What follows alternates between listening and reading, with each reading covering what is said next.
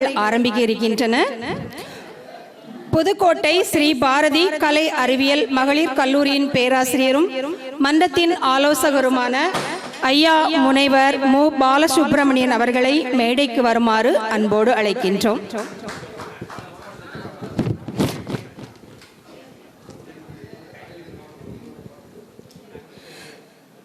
சென்னையில் இருந்து வந்துள்ள யோகா கலை நிபுணர் முனைவர் யு கோமதி ஆண்டியப்பன் அவர்களை மேடைக்கு வருமாறு அன்போடு அழைக்கின்றோம்.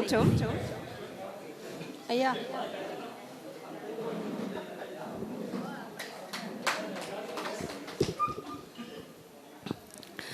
முனைவர் செந்தில் முருகன், இயக்குனர், மாமல்லன் IAS அகாடமி தமிழ்நாடு அவர்களையும் மேடைக்கு வருமாறு அன்போடு அழைக்கின்றோம்.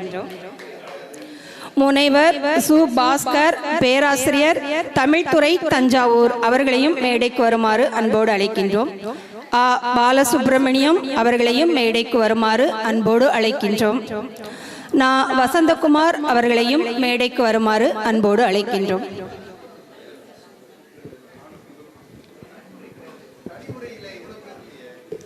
தனி உரை 2 தான், மேடையில் 6 பேரா இருந்தா நல்லா இருக்கும்ல.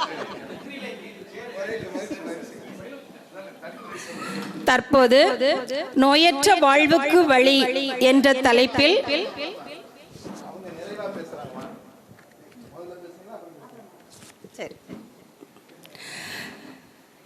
கவியரசர் பிறந்த நாளில் கவியரசரின் புகழ்பாடும் வண்ணம் காலப்பெட்டகம் கண்ணதாசன் என்ற பெயரில் தமது தனியுரையினை வழங்குவதற்காக முனைவர் மூப்பா என்னும் மு பாலசுப்பிரமணியம் ஐயா அவர்களை அன்போடு அழைக்கின்றேன். வாருங்கள் ஐயா, இப்போது மேடை தங்கள் வசம்.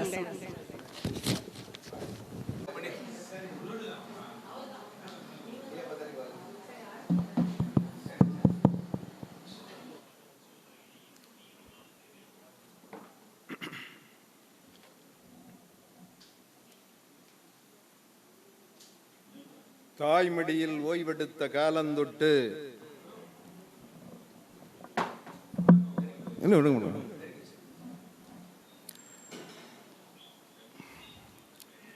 தாய்மடியில் ஓய்வெடுத்த காலந்தொட்டு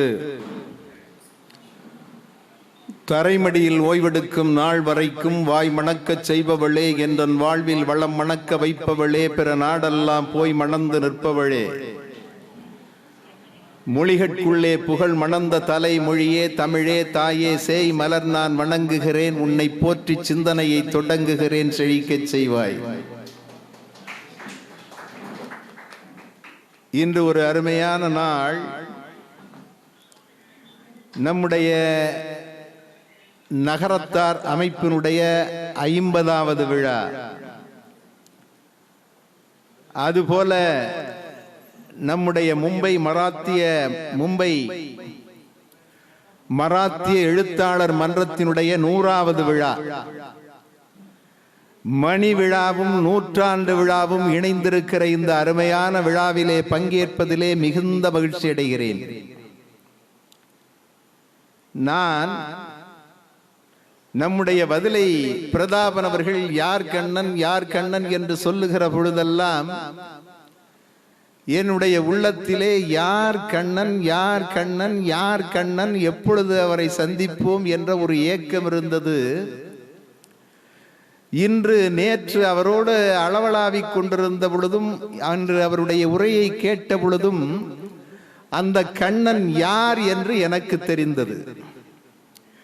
இதுவரை அவருடைய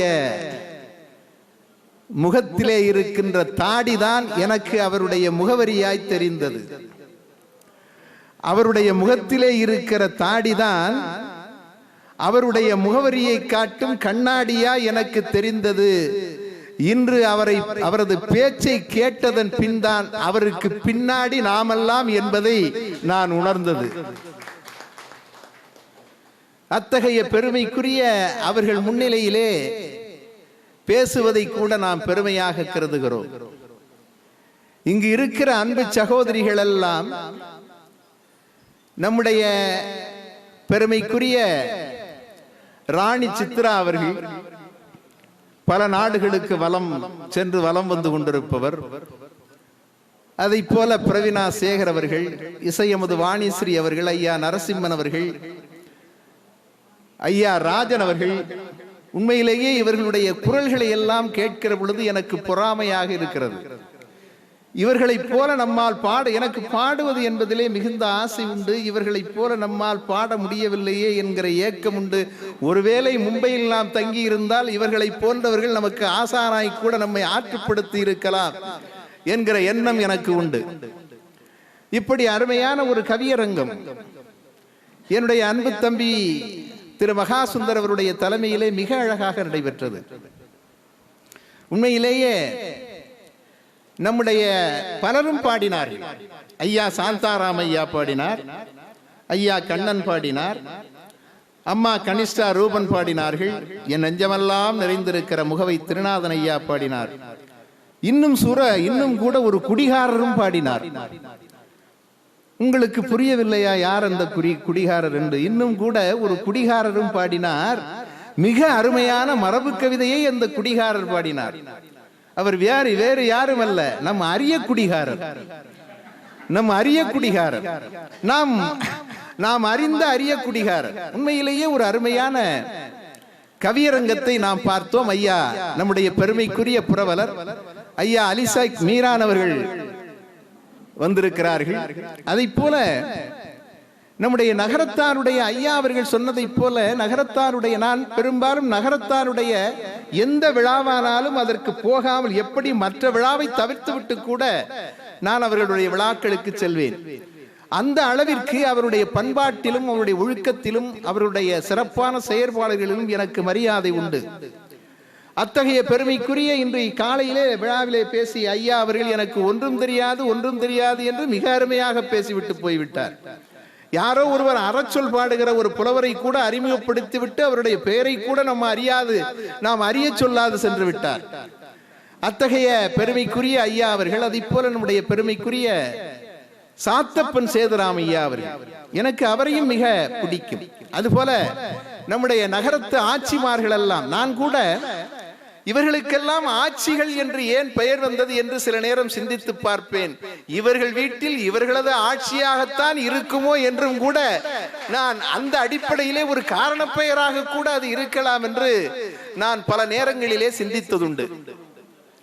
இப்படி ஒரு அருமையான நிகழ்வு இந்த எங்களுடைய அண்ணாச்சி ஆர்வம் அவர்கள் நான் வருகின்ற பொழுதெல்லாம் வந்து உபசரிப்பார். உண்மையிலேயே அவருடைய அன்புக்கு அதாவது நாம் விலையே இல்லை. அந்த அளவிற்கு மிகச் சிறப்பாக நாம் ஒவ்வொரு முறை வருகிறதும் வந்து பாராட்டி செல்கிற அந்த அழகு.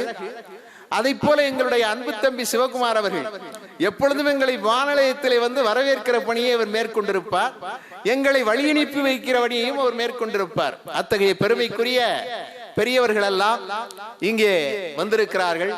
அதோடு மட்டுமல்லாமல் நல்ல ஆலங்காற்பட்டவர்கள் நம்முடைய சதானந்தம் ஐயா இப்பொழுதுதான் வந்திருக்கிறார். அத்தகைய பெருமைக்குரிய அந்த ராஜ், அந்த சிங்க பெண்ணாது நான் அப்படிதான் சொல்லுவேன், பார்த்தாலே பயமா இருக்கும். அத்தகைய பட்டிமன்றத்திலே பங்கு பெற்றி இருக்கிற சான்றோர் பெருமக்கள் என்னுடைய அன்பு தம்பி செந்தில் முருகன் அவர்கள், அதை போல எங்களுடைய பெயர்த்தி நான் நேற்று அவரை பார்த்ததிலிருந்தே எனக்கு ஒரு ஆசை உண்டு. இந்த சிங்கப்பூர் சென்று வந்ததிலிருந்து எங்க வீட்டு அம்மா வேற சென்னையில இருக்காங்க. கொஞ்ச நாளா கொஞ்சம் வெளியில தான் சாப்பிட்டுட்டு இருக்கேன். கொஞ்சம் வயிறு கொஞ்சம் பெருசா போச்சு. இன்னைக்கு காலையில எடுத்து சட்டையை போடுறேன், சட்டை பத்தல, அதனால வேற சட்டை மாத்திட்டேன். அதனால அந்த உடலை எப்படி எல்லாம் குறைக்க வேண்டும் என்று அவரிடத்திலே அந்த யோகாவை எங்களுக்கு கற்றுக் கொடுக்க வேண்டும் என்று கூட நான் ஆசைப்பட்டேன். என்ன செய்வது, அவர் சென்னையிலே இருக்கிறார். நானும் சென்னைக்கு அடிக்கடி வருவேன், வாய்ப்பு இருந்தால் கற்றுக்கொள்கிறேன். அத்தகைய பெருமைக்குரிய அம்மா, ஆமா, எங்க வீட்டுக்கு ஏத்த வீட்டு பெண் கோமதி ஆண்டியப்பன் அவர்கள், அதாவது அண்ணா நீங்க முன்னாடி பேசுங்கண்ணா, அப்புறம் நான் பின்னாடி பேசுறேன் அப்படின்னாங்க. ரொம்ப மகிழ்ச்சி. அத்தகைய அதை போல நம்முடைய பாஸ்கர் அவர்கள் அருமையாக ஒலிப்பதிவு எல்லாம் செய்து கொண்டிருக்கிற பெருமைக்குரிய பெரியோர்கள் எல்லாம் இங்கே அமர்ந்திருக்கிறீர்கள். எனக்கு எல்லோரையும் பற்றி பேச ஆசை. இந்த மும்பைக்கு இப்பொழுது ஐயா சொன்னார்களே, நீங்கள் மும்பையில் இருக்கிறீர்களா தமிழ்நாட்டிலே தான் இருக்கிறீர்களா என்று அடிக்கடி என்னை கேட்பார்கள். சில பேர் நீங்கள் புதுக்கோட்டைக்கு வந்தால் இனிமேல் மும்பைக்கு சொன்னால் ஐயா மூப்பா அவர்களிடம் தான் விசா வாங்கி கொண்டு செல்ல வேண்டும் என்று கூட கூறுவார்கள். அந்த வாய்ப்பை ஏற்படுத்தி கொடுத்தவர் என்னுடைய அருமைக்கும் பாசத்திற்கும் உரிய நம்முடைய மராத்திய மன்ற தமிழ் எழுத்தாளர் மன்றத்தினுடைய தலைவர் வதிலை பிரதாபன் அவர்கள். எதிலே அவர் தலையிட்டாலும் மிகச் சிறப்பாக செய்வார். வதிலை பிரதாபன் அவர்கள் எதிலே தலையிட்டாலும் மிகச் சிறப்பாக செய்வார். நான் ஒரு கவியரங்கத்தையும் ஒரு பட்டிமன்றத்தையும் காணொளி வாயிலாக நடத்தி கொடுத்தேன். அதுதான் அவருடைய முதல் அறிமுகம். அதற்கு பின்னாலே தொடர்ந்து இந்த மும்பை என்னை அழைத்துக் கொண்டிருக்கிறது, நானும் வந்து கொண்டிருக்கிறேன். அவருடைய ஆசையாகவும் இருக்கலாம், நான் மும்பைக்கு வர வேண்டும் என்கின்ற, உங்களை பார்க்க வேண்டும் என்ற நேசமாகவும் இருக்கலாம்.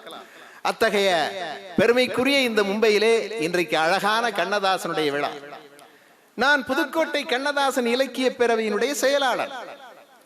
எங்கள் கல்லூரியினுடைய முதல்வர் தான் அதனுடைய தலைவர்.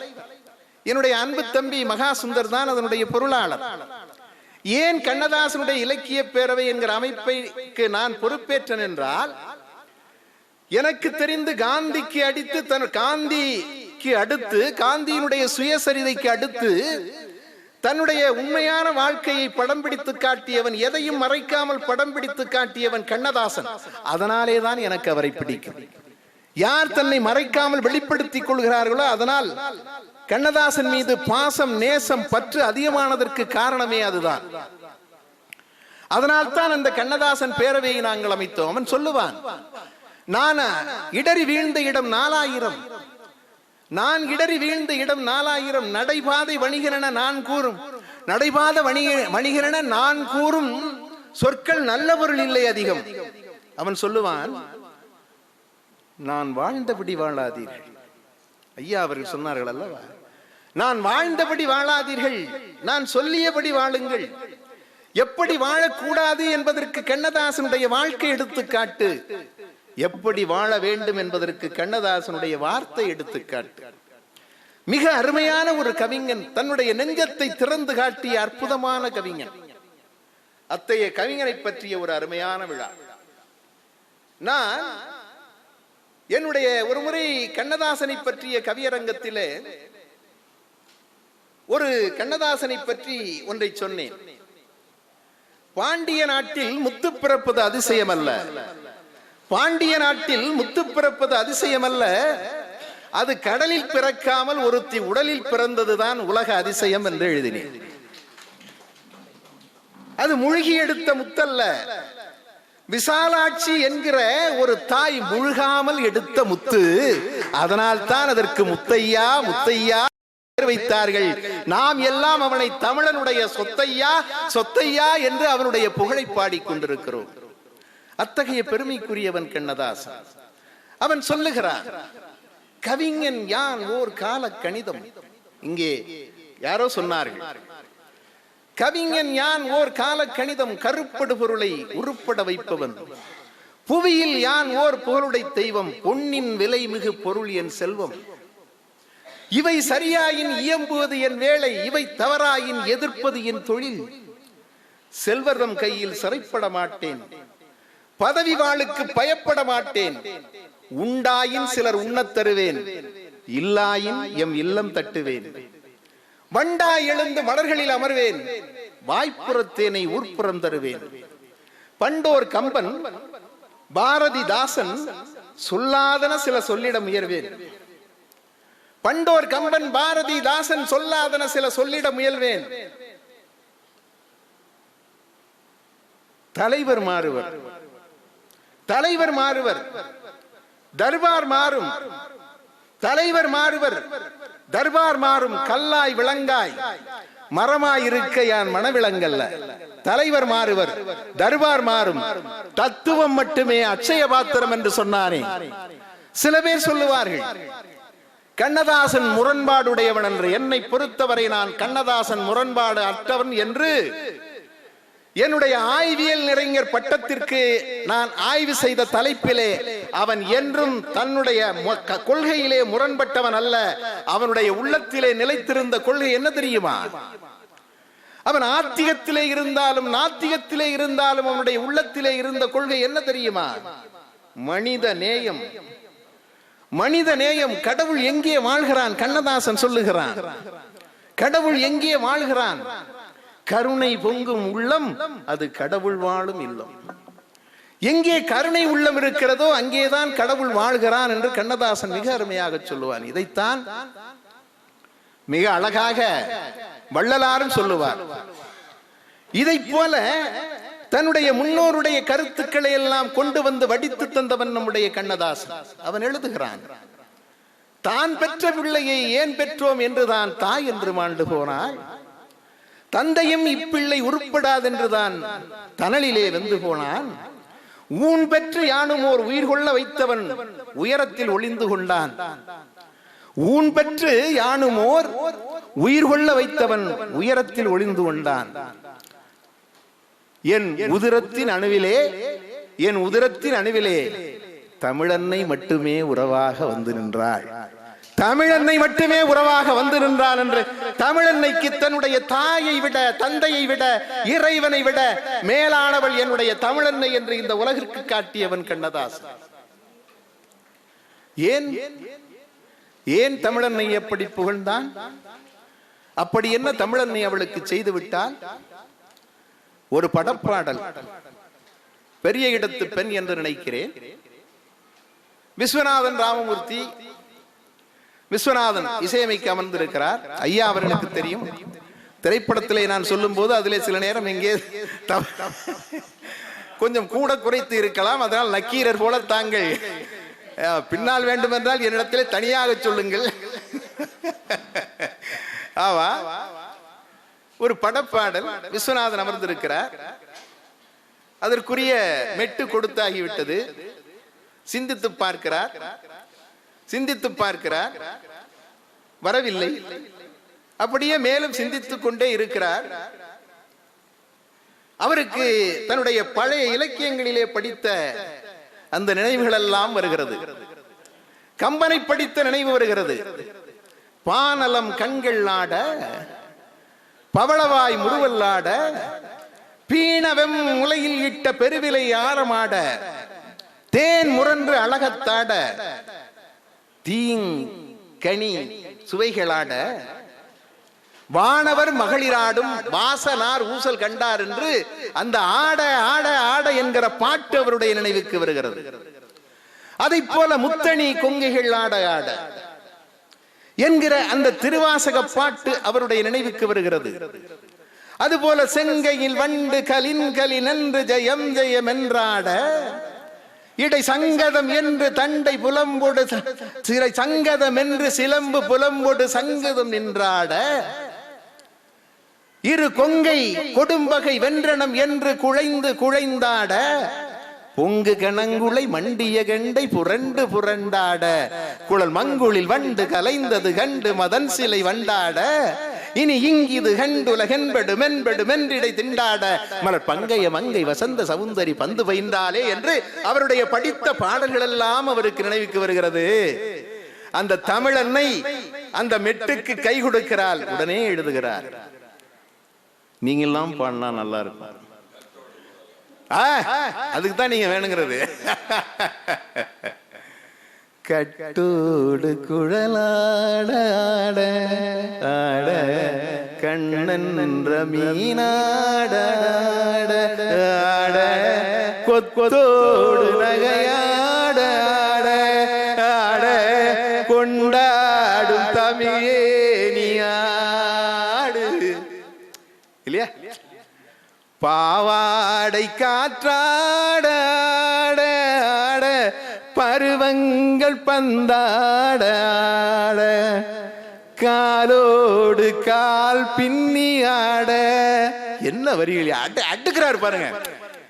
தமிழன்னை கை கொடுத்தாளா? திருவாசகம், அவர் படித்த திருவாசகம், திருக்குற்றால குறவஞ்சியும் கம்பனும் கை கொடுத்தார்கள் அல்லவா? அதனாலேதான் அவன் சொன்னான், என்னுடைய உதரத்திலே தமிழன்னை மட்டுமே உறவாக வந்து நின்றாள் என்று. அதோட மட்டும் இல்லைங்க, அப்படியே இலக்கியத்தை அப்படியே கொண்டு வந்து எல்லாத்தையும் நம்ம கொடுத்துட்டான். இவ்வண்ணம் நிகழ்ந்த வண்ணம் இனி இந்த உலகுக்கெல்லாம் உய் வண்ணம் அன்றி வேறு துயர் வண்ணம் உருவதுண்டோ, மை வண்ணத்து அரக்கி போரில் மலை வண்ணத்து அண்ணலே, உன் கை வண்ணம் அங்கு கண்டேன் கால் வண்ணம் எங்கு கண்டேன்.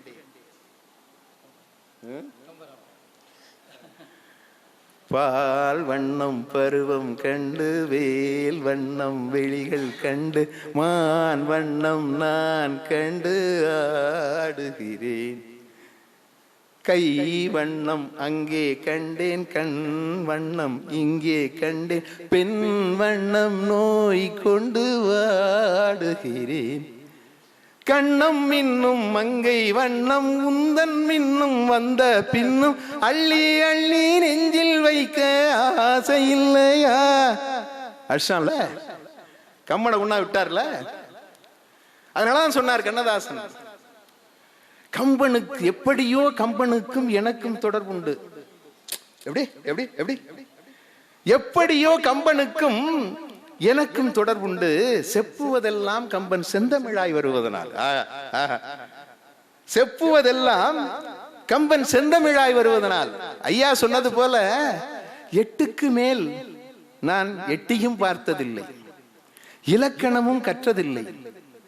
கம்பன் கொடுத்த கவி பிச்சை ஓரளவு, கண்ணன் கனிந்தளித்த கைமுதல்கள் ஓரளவு என்று தமிழை நான் உண்மையிலே சொல்றேங்க, நீங்க தமிழை நிறைய ஆழ்ந்து சுவையா படிச்சீங்கன்னா நீங்க மிகப்பெரிய கவிஞராகலாம். அது ஐயாவுக்கு சொல்ல வேண்டியதில்லை. ஆமா, அப்படியே கொண்டு வந்து கொட்டிக்கிட்டே இருக்கலாம். அப்படியே அதாவது அவன் எங்க கொஞ்சம் மேல போறான். அதாவது சில நேரம் தனக்கு பிச்சை தந்த, தனக்கு பிச்சை கொடுத்த அந்த கவிஞர்களை கூட சில நேரம் மிஞ்சி விடுவான். நீங்க பட்டினத்தார் ஐயா காலைல சொன்னாங்க நினைக்கிறேன், மாதா உடல் செழித்தால் வல்வினை ஏன் கால் செழித்தேன், வேதாவும் கை செழித்து விட்டானே நாதா, இருப்பையூர் வாழ் சிவனே இன்னும் ஓர் அன்னை கருப்பையூர் வாராமற் கா. அப்படி கொண்டு வந்துக்கிறான் பாருங்க. இதுல சரஸ்வதி சோதத்தில் எனக்கு பாடம் தான் அதிகம் வரும், நீங்க நல்லா பாடுவீங்க. என்ன கொண்டு வந்து வைக்கிறாரு, பெற்றவள் உடல் சலு தாய் வயிற்றில் பிறவேனம்மா. அத பட்டினத்தார் அப்படியே கொண்டு வந்தாரு. அடுத்து அவ்வைய கொண்டு வர்றாரு பாருங்க, பத்தும் பறந்திடும் பசி வந்தால் மறந்திடும், பத்தும் பறந்திடும் பசி வந்தால் மறந்திடும் அப்படின்ட்டு சொல்லுவாரு. இதுதான் உலகம் என்றால், இதுதான் உலகம் என்றால் இது நீதியா இறைவன் இறைவனை கேட்பார். பத்தும் பறந்திடும் பசி வந்தால் பறந்திடும், இதுவே நீதி என்றால் இறைவனை நீ இதுதான் நீதியா, இதுதான் நீதி. அவ்வைக்கு மேல ஒருபடி போயிடுவாரு, இதுதான் நீதியா என்று இறைவனை விட மேலே. இப்படி இறைவா, இப்படி இந்த உலகத்திலே பலரையும் பசியோடு வாழ வைத்திருக்கிறாயே, இதுதான் நீதியா என்று இறைவனை கேட்கிற இடத்திலே அவர் பட்டினத்தாரை விடவும் அவ்வையை விடவும் மேலே ஒருபடி சென்று விடுகிறார். நீங்க இன்னொரு இடத்துல பார்க்கலாம், இந்தியாவினுடைய தலைமை அமைச்சராக இந்திரா காந்தி இருக்கின்ற நேரம், இந்தியாவினுடைய தலைமை அமைச்சராக இந்திரா காந்தி இருக்கின்ற நேரம், அப்பொழுது பாகிஸ்தானுக்கும் வங்காளதேசத்திற்கும் போர் நடக்கிறது. வங்காளதேச பிரிவினை போர். வங்காளதேசத்திற்கும் அப்பொழுதுதான் வங்காளதேசம் பிரிக்கப்பட்டு வங்காளதேசம் தனி நாடாக ஆகிறது. அந்த போரிலே அந்த பாகிஸ்தானத்து அந்த போர் வீரர்களாலே அந்த வங்காளத்தோடு, வங்காள மக்களோடு, வங்காள அந்த ராணுவ வீரர்களோடு போரிடுகிற அந்த போர் வீரர்கள், அந்த பாகிஸ்தானத்து போர் வீரர்கள் வங்காளத்து பெண்களுக்கு சில துன்பங்களை விளைத்து விடுகிறார்கள். உடனே வங்காளதேசத்தில் இருந்து ஒரு கோரிக்கை வருகிறது, நம்முடைய தலைமை அமைச்சராக இந்த இந்திரா காந்தி அவர்களுக்கு, எங்களுக்கு உங்களுடைய உதவி தேவை, எங்களுடைய பெண்களினுடைய கௌரவங்கள் எல்லாம் பறிபோகிக் கொண்டிருக்கின்றன, மானங்கள் எல்லாம் சூறையாடி கொண்டப்பட்டிருக்கிற பெண்மைகள், அவருடைய பெண்மையெல்லாம் சூறையாடப்பட்டுக் கொண்டிருக்கிறது, உங்களுடைய உதவி தேவை என்று கேட்கிற பொழுது இந்தியாவினுடைய தலைமை அமைச்சராக இருந்த நம்முடைய இந்திரா காந்தி அவர்கள் இங்கிருந்து ஒரு போர்க்குழுவை அனுப்புகிறார். அது சீக்கிய ரெஜிமெண்ட் என்று அதற்கு பெயர், சீக்கிய ரெஜிமெண்ட். அந்த சீக்கியர்களுக்கு உங்களுக்கு தெரியும், அந்த சீக்கிய ரெஜிமெண்ட் அங்கே போகிறது. அவர்களுக்கு உதவி செய்வதற்காக, வங்காளதேசத்து படைக்கு உதவி செய்வதற்காக அந்த சீக்கிய ரெஜிமெண்ட் அங்கே போகிறது. அங்கே போகிற பொழுது ஒரு குழிக்குள் இருந்து ஒரு சத்தம் வருகிறது, ஒரு பதுங்கு குழிக்குள் இருந்து ஒரு சத்தம் வருகிறது. அந்த சத்தத்தை அவர்கள் கேட்கிறார்கள், அது பெண்களினுடைய குரலாக இருக்கிறது. பெண்களுடைய குரலாக இருக்கிறதே என்று சொல்லி அந்த குழிக்குள்ளே இருக்கிறார்கள் என்று ஒருவர் போய் லேசாக எட்டி பார்க்கலாம் என்று போனால் அங்கே பல பெண்கள் தாங்கள் பிறந்த காலத்தில் எப்படி இருந்தார்களோ அப்படி இருந்து உடனே பார்த்து விட்டவன் அவர் உடனே விலகி வந்து என்ன செய்தார்கள்? மற்ற சீக்கிய வீரர்கள் இவரும் சேர்ந்து தங்களுடைய தலையிலே அணிந்திருந்த தலைப்பாகையை எடுத்து அந்த குழிக்குள்ளே வீசுகிறார்கள். அந்த குழிக்குள்ளே வீசியவுடன் அந்த தலைப்பாகையை ஆடையாக அணிந்து கொண்டு அந்த பெண்கள் எல்லாம் வெளியே வந்தார்கள். ஏன் இதை சொல்லுகிறேன் என்றால், சீக்கியர்கள் தங்களுக்கென்று ஒரு தனி உரிமையை பெற்றிருந்தார்கள். அதாவது சாதாரணமாக ராணுவ வீரர்கள் என்ன தலைப்பாகை அணிவார்களோ அவர்கள் அந்த தலைப்பாகையிலிருந்து விதிவிலக்கு பெற்று தாங்கள் தங்களுடைய மதத்தினுடைய தலைப்பாகையாக எதை அணிவார்களோ அதைத்தான் நாங்கள் ராணுவத்திலும் அணிந்திருப்போம் என்று விதிவிலக்கு பெற்று அந்த தலைப்பாகையை அணிந்திருந்தார்கள். அவர்கள் தங்களுடைய மதத்தை உயிராக கருதக்கூடியவர்கள். தங்களுடைய மதம்தான் அவர்களுக்கு உயிர். அப்படி தங்களுடைய மத கொள்கையின்படி தாங்கள் அணிந்திருந்த அந்த தலைப்பாகையை எடுத்து அந்த குழிக்குள்ளே வீசினார்கள் என்றால் அங்கே மதம் ஜெயித்ததா மனிதம் ஜெயித்ததா? மனிதம் மனிதம் மனிதம். அந்த மதம் மனிதத்திற்கு துணை போனது. அந்த மதம் மனிதத்திற்கு துணை போனது. ஒரு பெண்ணுக்கு இடுக்கண் ஏற்படுகிறது என்றால் அந்த பெண்ணுக்கு நாம் என்ன செய்ய வேண்டுமோ அதை செய்து அவளை காப்பாற்ற வேண்டும் என்று அந்த தங்களுடைய தலைப்பாகை எடுத்து அந்த பெண்களினுடைய மானத்தை காவல் செய்தார்கள். இத கவிஞர் கண்ணதாசன் பார்க்கிறார். கண்ணதாசன் வந்து உங்களுக்கு தெரியும், கண்ணனிடத்திலே அதிக பற்றுள்ளவர், நேசம் உள்ளவர், பாசம் உள்ளவர். இதை கண்ணதாசன் பார்க்கிறார். பார்த்துவிட்டு கண்ணனையே கேட்கிறார். ஆக்கல் அழித்தல் அரவணைத்தல் என்றெல்லாம் பாக்கு வைத்துக் கொண்டு விட்ட பாவி மகன் தூங்குகிறான். யாரு? கண்ணனை. ஆக்கல் அழித்தல் அரவணைத்தல் என்றெல்லாம் பாக்கு வைத்துக் கொண்டு விட்ட பாவி மகன் தூங்குகிறான். வங்காள மங்கையர்கள் வாடுவதை காணாமல் பங்காளி வான்முகட்டில் பாய் விரித்து தூங்குகிறான். எப்படி எப்படி எப்படி எப்படி எப்படி? வங்காள மங்கையர்கள் வாடுவதை காணாமல் பங்காளி வான்முகட்டில் பாய் விரித்து தூங்குகிறான் அப்படின்ட்டு சொல்லுவான். கண்ணா டேய் கண்ணா, ஏன்னா கண்ணன்ட்ட அவ்வளவு நேசம் பாசம். பாஞ்சாலி பூந்துகளை பற்றி இழுக்கையிலே ஆண் சாதி நான் என்றே ஆங்கு வந்த கோபாலன். பாஞ்சாலி பூந்துகளை பற்றி இழுக்கையிலே ஆண் சாதி நான் என்றே ஆங்கு வந்த கோபாலன் மான் சாதி வங்காள மங்கையர்தம் கண்ணீரை ஏன் காணவில்லை? கேக்குறான் பாருங்க. அன்னைக்கு பாஞ்சாலி துயிலியப்பட்டியால் என்கிற போனாலடா, இன்னைக்கு கேட்டா போல.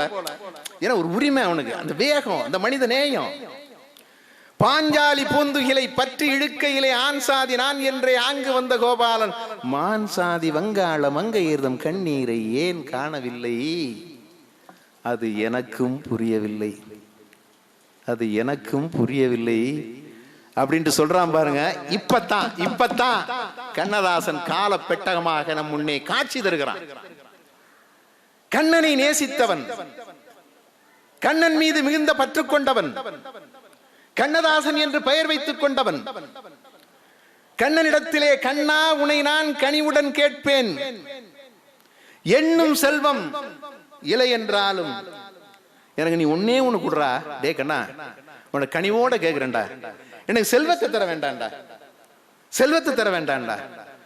என்னும் செல்வம் எவை இலை எனினும் நல்லவன் அன்பன் நன்றி மிகுந்தவன் என்னும் பெயரே எனக்கு அருள்வாய். நீ என்னடா வரிகள், என்ன கேக்குறான் பாருங்க. நல்லவன் அன்பன் நன்றி மிகுந்தவன் என்னும் பெயரே எனக்கு அருள்வாய் என்று கண்ணனிடத்திலே கேட்ட அந்த கண்ணதாசன் நொடிக்கின்ற வேளையில் பிடியல்லி போட நீ நோகாத கைகள் உண்டு, நான் நொடித்து போனால் எனக்கு அரிசி அள்ளி போடுவதற்கு உனக்கு நோகாத கைகள் உண்டு என்றெல்லாம் கண்ணனை புகழ்ந்து பாடிய கண்ணதாசன் எல்லையிலா துயர்தீர இறைவன் வரவில்லை எனில், நல்லா கவனிக்கணும், நல்லா கவனிக்கணும். இடையில யாராவது பேசினா வாத்தியார்னு அர்த்தம். அவரை கண்ணையா அது மாதிரி இடையில வரல, ஏன்னா அவரு வாத்தியார் வேலை வேணான்ட்டு திரைத்துறைக்கு போயிட்டாரு. எல்லையிலா துயர் தீர இறைவன் வரவில்லை எனில் இல்லை அவன் என்பாரை இறைவன் என நாம் துதிப்போம். ஆத்தியத்திலிருந்து நாத்தியத்துக்கு வந்தா பாருங்க, மனிதநேயத்துக்கு வந்தா பாருங்க.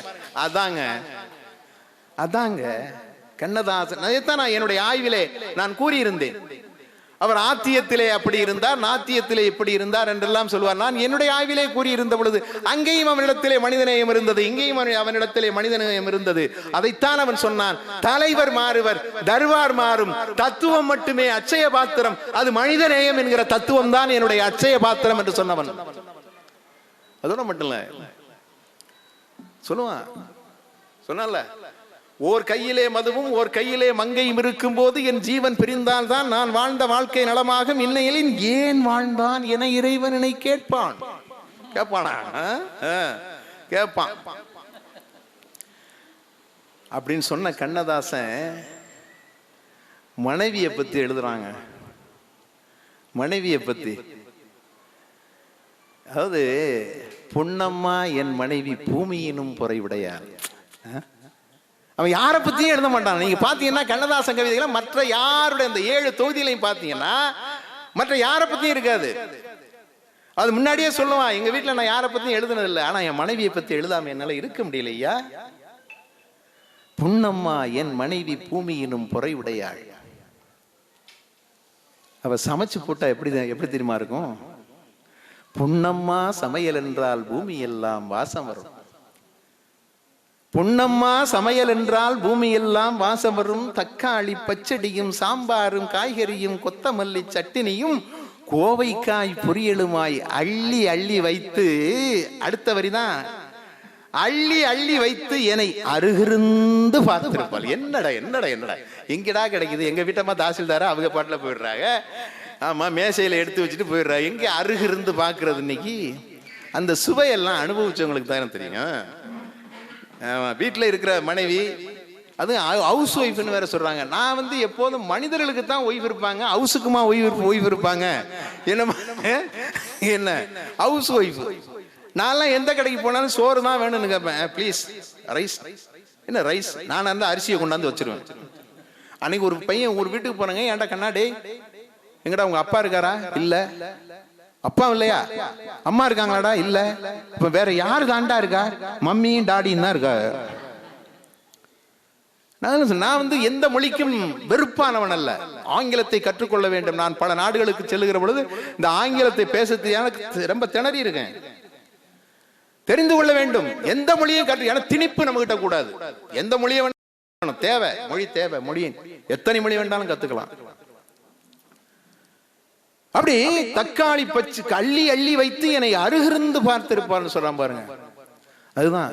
அதோட மட்டும் இல்லைங்க, பட்டகடன் கொஞ்சமல்ல, பரிதவிப்பும் கொஞ்சமல்ல, கெட்ட கதை கொஞ்சமல்ல, கீழ்நிலையும் கொஞ்சமல்ல, தற்கொலைக்கு நான் முயன்ற சரித்திரமும் கொஞ்சமல்ல, அத்தனையும் தாங்கி இங்கு யாருக்கு வாழுகிறேன்? எந்த கண்ணதாசன் சொல்றான்?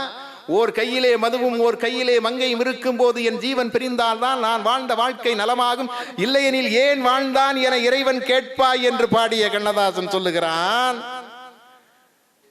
பட்டகடன் கொஞ்சமல்ல, பரிதவிப்பும் கொஞ்சமல்ல, கெட்ட கதை கொஞ்சமல்ல, கீழ்நிலையும் கொஞ்சமல்ல, தற்கொலைக்கு நான் முயன்ற சரித்திரமும் கொஞ்சமல்ல, அத்தனையும் தாங்கி இங்கு யாருக்கு வாழுகிறேன்? தத்தையவள் என் மனைவி தாலிக்கே வாழுகிறேன். என்னங்க என்னங்க, என் மனைவி தாலிக்கு தாண்டா நான் வாழ்றேன் அப்படின்னு சொன்னவன் இந்த பெண்ணை என்ன வைக்கிறான் பாருங்க. பெண்ணை பத்தி இந்த பெண்கள் சில வெளியில சில சொல்லும் போது இந்த பெண்ணை எவ்வளவு உயர்த்தி பேசுறான் பாருங்க. பெண்களை உயர்த்துவதற்காக சொல்லுகிறான். அழுகல் பிணம் தொட்டு நரகம் அணைக்கின்ற அறிவற்ற பேதை மனிதா, அழுகல் பிணம் தொட்டு நரகம் அணைக்கின்ற அறிவற்ற பேதை மனிதா, 5 என்றும் 10 என்றும் விலை பேசி வருகின்ற அன்பென்ன உறவில் இனிதா, இழுப்பார்க்கும் அணைப்பார்க்கும் இரவுக்கு பெண்டாகும் இடுகாட்டு பேய்கள் சுகமா, என்னாலும் உனையன்று இறை கூட காணாத இல்லாளின் மேனி சுகமா, எத்தனை பெண்கள் இம்மண்ணில் இருந்தென்ன, எத்தனை பெண்கள் இம்மண்ணில் இருந்தன, சத்தியம் சம்சாரம், அவள் சாமி அவதாரம். அந்த பத்தினி கைகளில் பள்ளி கொண்டால் இறைவனின் சக்தி உறவாகும் சொன்னையா. இறைவனின் சக்தி உறவாகும். அதாவது இந்த பொன்னம்மா சமையல் அந்த உணவை பத்தி சொன்னால இதை கொண்ட திரைப்படத்திலையும் அது பெரும்பாலும் கண்ணதாசனுடைய சொந்த கருத்துக்கள், சொந்த சிந்தனைகள் அப்படியே திரைப்படத்துக்கும் வரும். பொன்னம்மா எப்படி அருகிருந்து பார்த்து அவனுக்கு சோறூட்டினாலோ அதை போல அதை திரைப்படத்திலையும் கொண்டு வருவான். உண்ணும் அழகை பார்த்திருப்பாயே, உறங்க வைத்தே விழித்திருப்பாயே, கண்ணை இமை போல் காத்திருப்பாயே, காதற்கொடியே கண்மலர்வாயே. ஈன்ற தாயை நான் கண்டதில்லை, எனது தெய்வம் வேறெங்கும் இல்லை, உயிரை கொடுத்தே உன்னை நான் காப்பேன், உதய நிலவே கண்டுயில்வாயே. பாலும் பழமும் கைகளில் ஏந்தி, பவளவாயில் புன்னகை சிந்தி, கோலமயில் போல் நீ வருவாயே, கொஞ்சம் கிளியே அமைதி கொள்வாயே. என்ன வரி தெரியுமா? என்ன வரி தெரியுமா அது?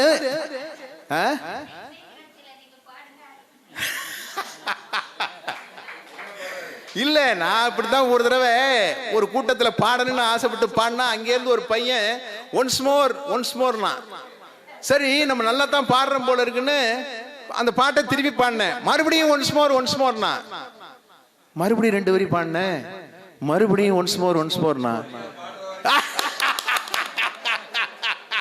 யோ ஐயா, நீ சரியா இந்த பாட்டை பாடுற வரைக்கும் ஒன்ன சும்மா விட போவதில்லைன்னா.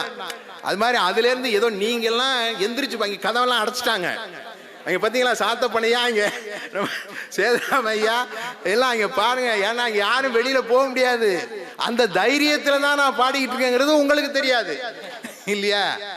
அது மாதிரி அந்த பெண்மையை, ஈன்ற தாயை நான் கண்டதில்லை, எனது தெய்வம் தாயாக பார்த்தவங்க, ஈன்ற தாயை நான் எனது தெய்வம். இன்னொன்னு தெரியுமா, இந்த பாரதிதாசன் முதியோர் இத பத்தி முதியோர் காதல்னு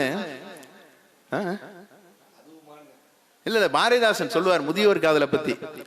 அத கண்ணதாசன் முழுமை பெற்ற காதல் என்றால் முதுமை வரை கூட வரும் இல்லையா? இளமையிலே காதல் வரும், எதுவரையில் கூட வரும், முழுமை பெற்ற காதல் என்றால் முதுமை வரை ஓடி வரும். அது அந்த காதல் முழுமையான காதலாக இருந்தால் முழுமை வரை வருங்க, அதுல ஒன்றும் மாற்று கருத்தே கிடையாது. அது இப்ப அவங்க சென்னையில இருக்கா என்னுடைய மனைவி, நான் புதுக்கோட்டையில இருக்கேன். உண்மையிலேயே அவங்க வல்ல முன்னாடி எல்லாம் போகட்டும், 10 நாள் கழிச்சு கூட வரட்டும், எப்படா எங்க அம்மா வீட்டுக்கு போயிட்டு வர்றேன் அப்படின்னு சொல்லிட்டு போறேன்னா ஒரு மகிழ்ச்சியா இருக்கும். ஆனா இப்ப என்னடா இன்னும் இல்லையா, ஏன்னா முதுமையா இல்லையா, முதுமை அதான் காதல். அப்படியே நீங்க அனுபவிச்சவங்களுக்கு தெரியும், அந்த முழுமை பெற்ற காதல் என்றால் முதுமை வரை கூட வரும். அதுலங்க ஸ்கூல் மாஸ்டர்னு ஒரு படங்க, அந்த படத்தை அந்த பாட்டு கேட்கும் போதே நம்மள வந்து கண்ணில் தண்ணீர் வரும். ஸ்கூல் மாஸ்டர் ஜெமினி கணேசன், சவுகார் ஜானகி, அவன் வந்து ஓய்வு பெற்று வருவான், வந்து மாலையோட வருவான், வந்து அப்படி உட்காரும் போது அந்த அம்மா எனக்கு அந்த அப்படியே அருமையான பாட்டு. அது முதுமையில நீங்க கனவு அப்படியே நீங்க ஒரு கற்பனை பண்ணணும். முதுமை கணவன் ஓய்வு பெற்று விட்டான், இனி அவன் முன்னை போல சிறப்பாக செயல்பட முடியாது. அங்கிருந்து வர்றான், தள்ளாடி வர்றான். சவுகார் ஜானகி வந்து அப்படியே சவுகார் ஜானகியை பத்தி அவன் உயர்த்தி பேசுறான், தன்னுடைய மனைவியை பத்தி உயர்த்தி பேசுறான். அந்த வரிகள்லாம் இப்ப சொல்லுவதற்கு நேரம் இல்லை. அப்ப அந்த அம்மா சவுகார் ஜானகி பாடுவாங்க, தன்னந்தனிமையிலே உடல் தள்ளாடும் வயதினிலே. எப்படி? ஏன்னா பிள்ளைங்கெல்லாம் போயிடுச்சு, இவங்க 2 பேர் தான் இருக்காங்க. இப்பதான் அவங்கவுங்க போயிடுறாங்க. இப்ப என்னுடைய பெண்கள் ஒரு சென்னையில இருக்காங்க, சிங்கப்பூர்ல இருக்காங்க, அங்கேயே போயிடுறாங்க. நானும் என்னுடைய மனைவி தான், அவங்களும் அடிக்கடி பேர பிள்ளைகளை பார்க்கட்டு போயிடுவாங்க. நம்ம தான் தனியா இருக்கோம். தன்னந்தனிமையிலே உடல் தள்ளாடும் வயதினிலே உந்தன் புன்னகையை பார்த்திருந்தால் இன்பம் போதாதோ எந்தனுக்கு. எப்படி? உந்தன் புன்னகை பார்த்திருந்தால் இன்பம் போதாதோ எந்தனுக்கு. மூச்சிருக்கும் காலம் வரை உந்தன் முகம் பார்த்து நான் இருப்பேன். என்ன வரிகள், கண் கலங்குங்க அந்த பாட்டை கேட்டோம்னா.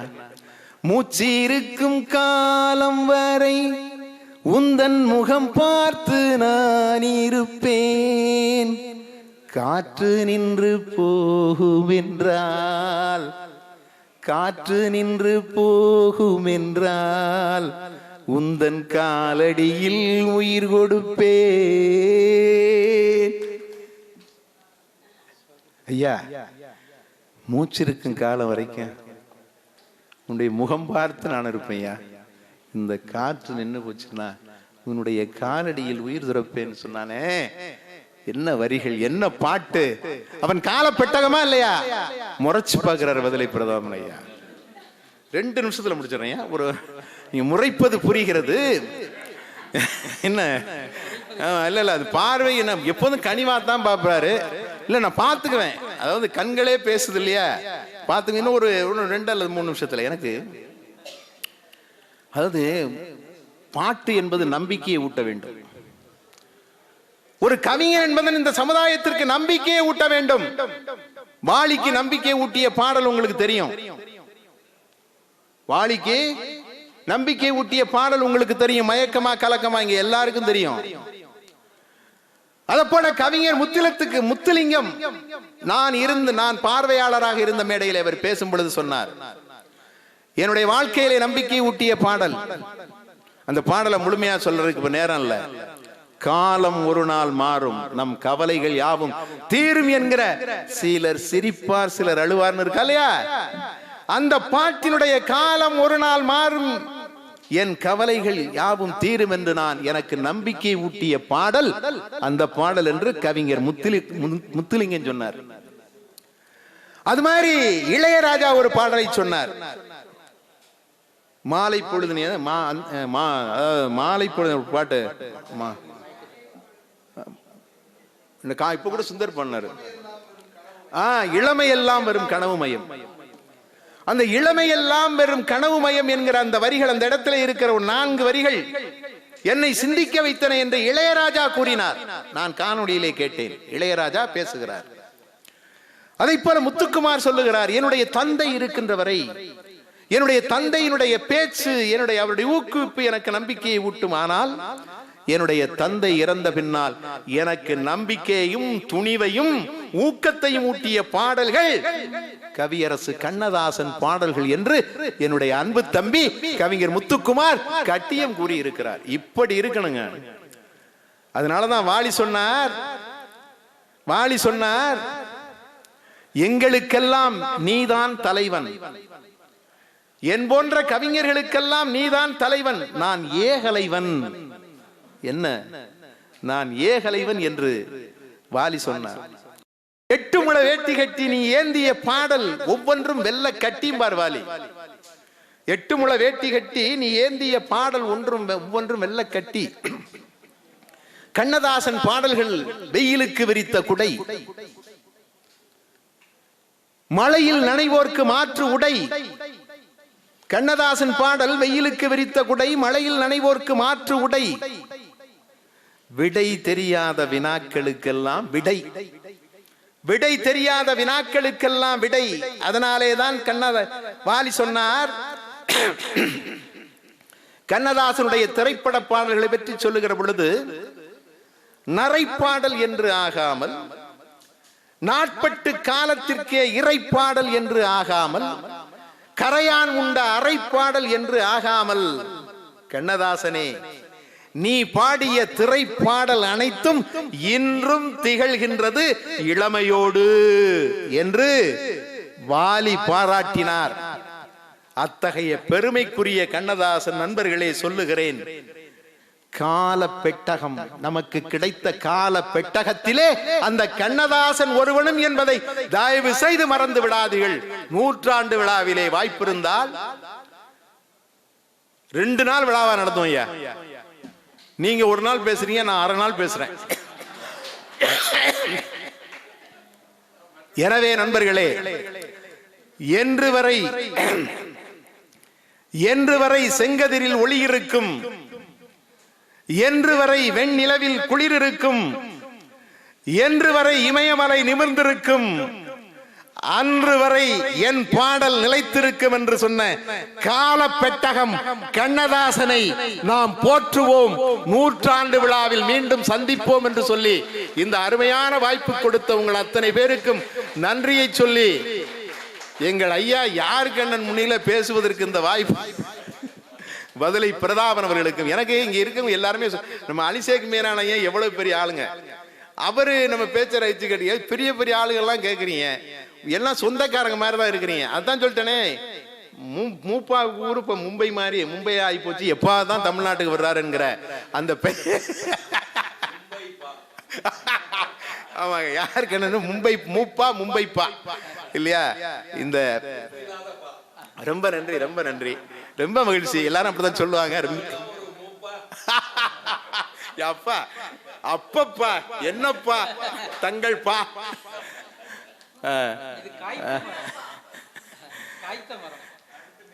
ஆமா, ரொம்ப மகிழ்ச்சி, நன்றி. உங்களை எல்லாம் நான் ஏதோ யாரோ ஒருவராக பார்க்கவில்லை, என்னுடைய உறவுகளாகத்தான், நண்பர்களாக, அக்கா தங்கைகளாக, அண்ணன் தங்கைகளாக, பெயரன் பெயர்த்திகளாக, நண்பர்களாக ஒரு உறவை இந்த மும்பையிலே உருவாக்கி தந்த பெருமைக்குரிய எங்கள் வதலை பிரதாபன் அவர்களுக்கும், அந்த உறவை தொடர்ந்து கொண்டாடி கொண்டிருக்கிற பெருமைக்குரிய இந்த மும்பை பெருமக்களுக்கும், குறிப்பாக நகரத்தார், நான் அடிக்கடி அங்கெல்லாம் பேச போவேன், காரைக்குடிக்கெல்லாம், நம்முடைய நகரத்து பெருமக்களுக்கும் என்னுடைய நன்றியை சொல்லி நிறைவு செய்கிறேன். நன்றி, வணக்கம்.